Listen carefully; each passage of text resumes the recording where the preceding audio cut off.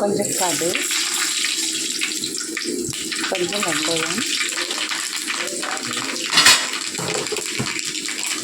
கறிவேப்பிலை,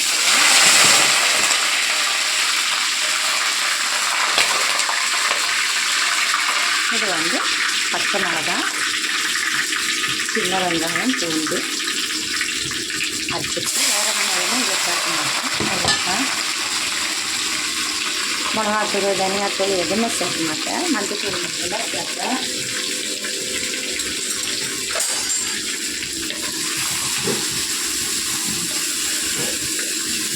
கொஞ்சம் நல்லா வதங்கின அப்புறம் கொஞ்சம் புளி தண்ணி, மஞ்சத்தூள், கொஞ்சம் வெந்தயத்தூள், கொஞ்சம் பெப்பர், இவ்வளோதான் இதில் சேர்த்துட்டு தேங்காய் பால் ஊற்றி மீனை போட வேண்டியதுதான்.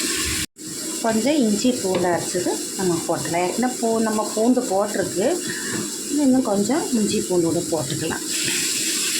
கொஞ்சம் நல்லா பச்சை வாசனை போன அப்புறம் பெப்பர் தூளும் மஞ்சத்தூளும் புளியும் ஊற்றிக்கலாம். ஊற்றி அதை வந்து கொதித்த சேஷம் நம்ம பால், தேங்காய் பால் கொஞ்சம் திக்காகவே நல்லா அரைச்சி வடிகட்டி நம்ம இதில் ஊற்றிக்கலாம். நல்லா ஃப்ரை ஆகிடுச்சு. நம்ம இதில் கொஞ்சம் புளி தண்ணி ஊற்றிக்கலாம்.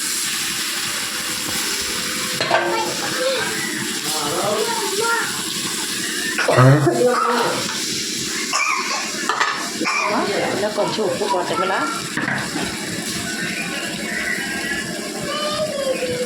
நம்ம இதில் கொஞ்சம் மஞ்சத்தூள், பெப்பர் தூள் ஒரு ஸ்பூன், ஏன்னா நம்ம வேறு மிளகாத்தூள் எதுவும் போடல, வெறும் பச்சை மிளகு பெப்பர் தான் போட்டிருக்கு. கொஞ்சம் நல்லா வதங்கிட்டு நல்லா வதங்கின அப்புறம் தேங்காய் பால் ஊற்றிக்கலாம். ஒரு தேங்காய் உடைச்சி அதோட பால் ஊற்றி இருக்குது. இது கொஞ்சம் லைட்டாக கொதிச்சிட்டோன்னா நம்ம மீனை போட்டுக்கலாம். மீன் வந்து மத்தி மீன் தான் இந்த குழம்பு செய்யணும்.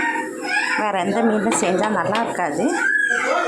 செஞ்சுட்டு இதில் நான் ஆளுநி கிழங்கு குக்கரில் வேக வச்சுருக்கு. இப்போ அது திறந்துட்டு இந்த ஆளுநி கிழங்கு அதில் போட்டுடும். வித்தியாசமாக இருக்குது இந்த கேரளா ஃபுட்டு. மீன் குழம்பு கொதிக்கிட்டு நல்லா கொதிச்ச அப்புறம் நம்ம மீனெல்லாம் பொறுக்கி அதில் போட்டுடலாம். கொதிச்சிச்சு. நம்ம இதில் ஒன்று ஒன்றா மத்தி பறக்கி போட்டுடலாம்.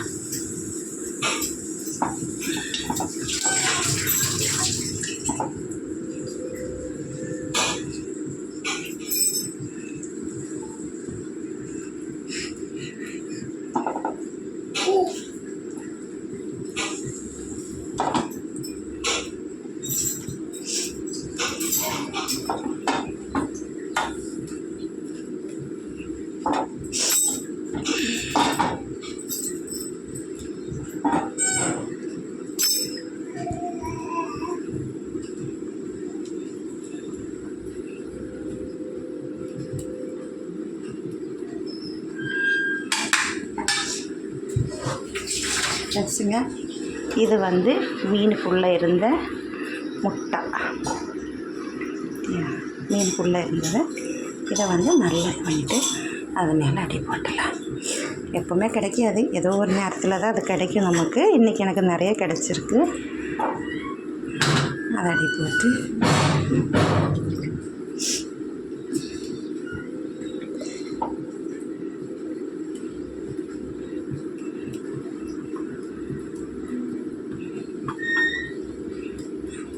அவ்வளோதான் ஃப்ரெண்ட்ஸு. கொஞ்சம் நேரம் அப்படியே கொதிக்கட்டது.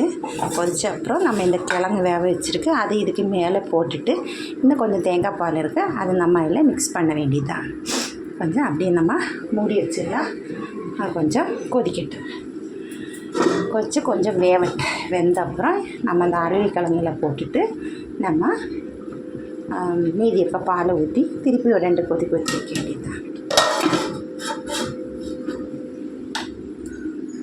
ஃப்ரெண்ட்ஸுங்க, நல்லா கொதிச்சு நல்லா வெந்துச்சு. நம்ம அந்த இதில் நான் ஆலிவிலி கிழங்கு உப்பு போட்டு வேக வச்சுருக்கு. இதுலேருந்து கொஞ்சம் நம்ம அதில் போட்டுக்கலாம். மொத்தம் நான் போடல, கொஞ்சம் தான் போடுறேன். அப்படி அந்த மீனில் எப்படி மேலே அப்படியே போட்டுக்கணும். இப்போ நம்ம பிரியாணியெல்லாம் செய்கிறல்ல அவ்வளோதான். அப்படியே அது மேலே அப்படியே போட்டுட்டு நம்ம இதில் கொஞ்சம் தேங்காய் பால் இருக்குது அதை அப்படியே அதில் ஊற்றிக்கலாம். அவ்வளோதான். இது அப்படியே வற்றி வந்துடணும். இதுக்கு மேலே நம்ம இதில் தண்ணியோ ஒன்றுமே போட வேணாம். உப்பெல்லாம் கரெக்டாகவே இருக்குது.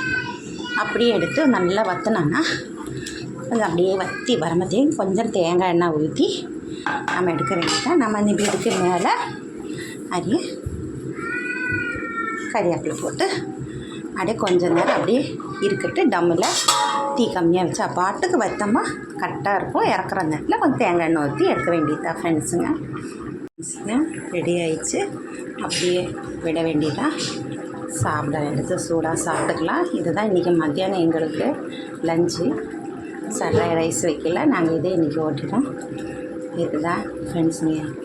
லைக் பண்ணுங்கள், ஷேர் பண்ணுங்கள், சப்ஸ்கிரைப் பண்ணுங்கள் என்னோடய வீடியோக்கு. பாய் ஃப்ரெண்ட்ஸுங்க. அடுத்த வீடியோவில் பார்க்கலாம்.